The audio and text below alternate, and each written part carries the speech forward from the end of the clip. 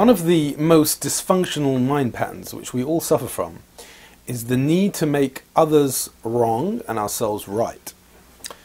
You see, we all want to get out of doing our spiritual work. We have healing to do.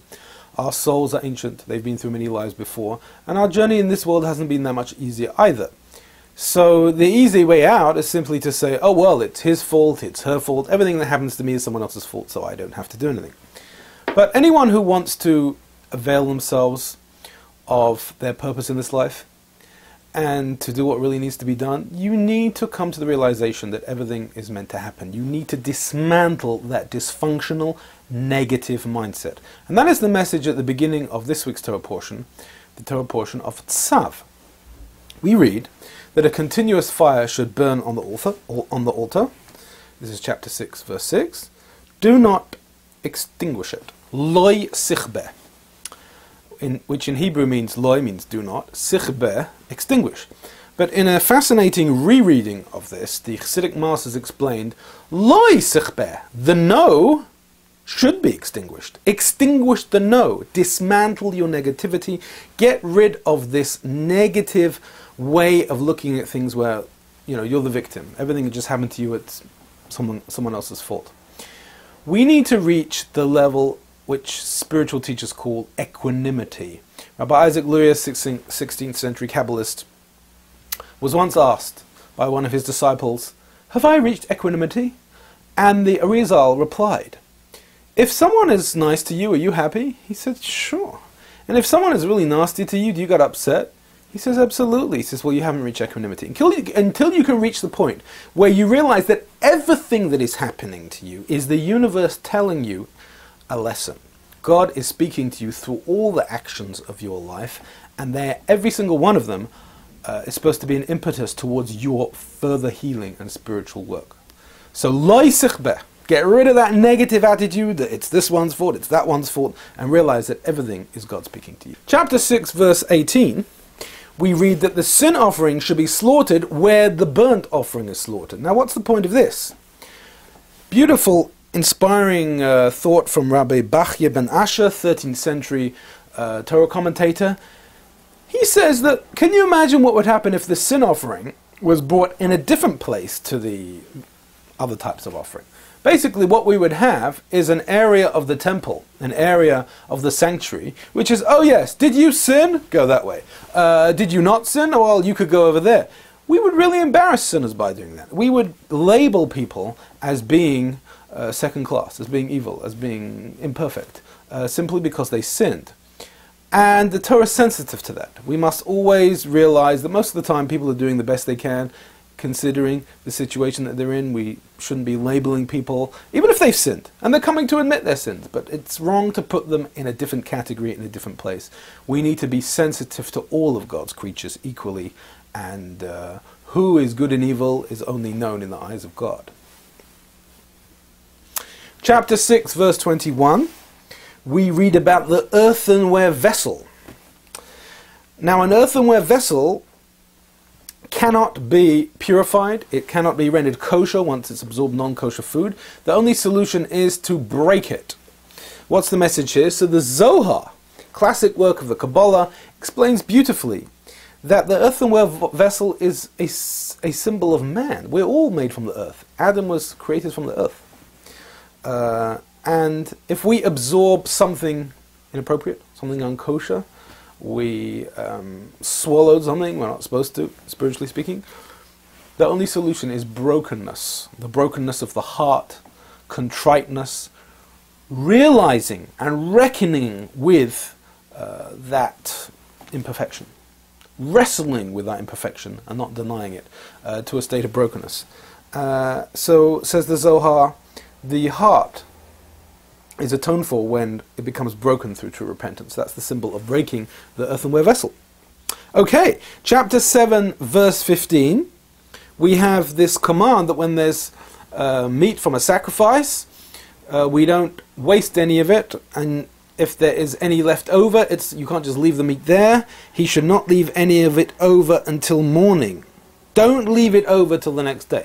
Now obviously that's talking about a specific sacrificial ritual. But what's the message to us? So Rabbi Menachem Recanati, Italian Kabbalist, says that the lesson here is that you've got to do today's work today. Don't leave over for tomorrow what you need to do today. Every day is wonderful. It's precious. When we wake up, we realize that this is a day we're never going to live again. It's a unique, once-in-a-lifetime opportunity to live today. And whatever you're supposed to do today, and I'm not talking necessarily today about filing your taxes or clearing up your office. I'm talking about your spiritual work. There are certain lessons you need to learn today. And don't leave them over to tomorrow, because everything has its time and its place, and this is all by divine providence. Chapter 7, verse 30. We have this odd type of offering. I'd love to have seen this one. It's called a wave offering. They take animal parts and they start waving them around. And Rashi says, chapter 7, verse 30, that there's an upward and downward movement, and there's a forward and backward movement. So we wave in and out and up and down. What's going on? What's the message here? So the Lubavitcher Rebbe, Rabbi Menachem Mendel Schneerson, explains beautifully that upwards and downwards is, of course, the roller coaster ride of life. We all have ups and downs. Today you might be feeling great, and tomorrow it's not the same. Your roller coaster went downwards, and then it goes up again. We all suffer from this. What's inwards and outwards? So that's the question of whether you are keeping your Judaism, your spirituality, your power and your splendor to yourself, or are you sharing it with others? Are you just a spiritual narcissist who is only interested in growth for your own inner essence? Or do you genuinely care about mankind? Are you a shepherd of human aspirations? So inwards and outwards represents the movement of sharing with others, whereas upwards and downwards represents your own spiritual fluctuations. Says the Rebbe, whether you're up or down, you need to go in and out. Regardless of whether you're on a spiritual high in life or a spiritual low, you need to be reaching out to others, and also you need to be caring about yourself. You don't wait till you're on a spiritual high, till you reach out to others, and you don't wait till you've hit a spiritual low before you start working on yourself. It's a constant cycle. The up and down is constantly cycling as you're going in and out. Chapter 8, verse 6. Vayakrev Moshe es Aaron ve'es Bonov. Moses brought Aaron and his sons near, and this was part of the inauguration of the sanctuary. But the word vayakrev, bringing close, can also mean he offered as a sacrifice, a korban. If you read it in an alternative translation, that Moses offered Aaron and his sons as a sacrifice. What does that mean? Obviously he didn't, but it's a midrashic reading.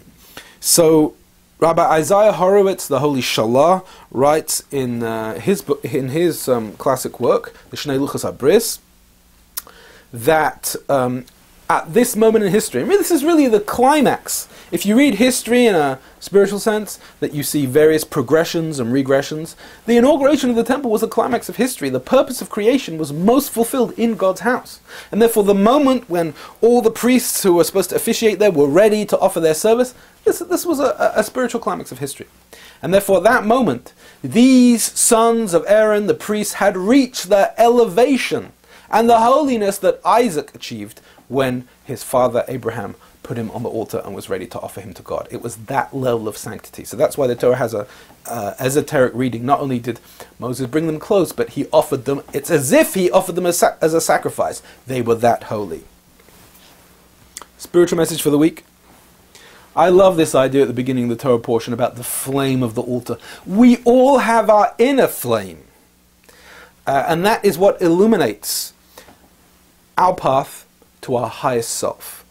Now, every decision that you make, it either feeds that flame and makes it stronger, or it diminishes the flame. And just bear that in mind. Every time you make a decision, if we have fear, if we have worry, diminishes our flame. If we have confidence, we're strong, and we have an expansive attitude, it fans the flame and energizes it. So, spiritual message for today and the rest of the week. Before you go to sleep each night, say to yourself, how is my flame doing? What did I do that diminished it? Does it need stoking? What am I going to do tomorrow? Be conscious of your flame. Be in touch with it. and it will guide you. That's what it's there for. Thank you for listening. Join us again next week for Torah and Tan, and everybody please have a Freilich Purim, a very happy and joyous festival of Purim.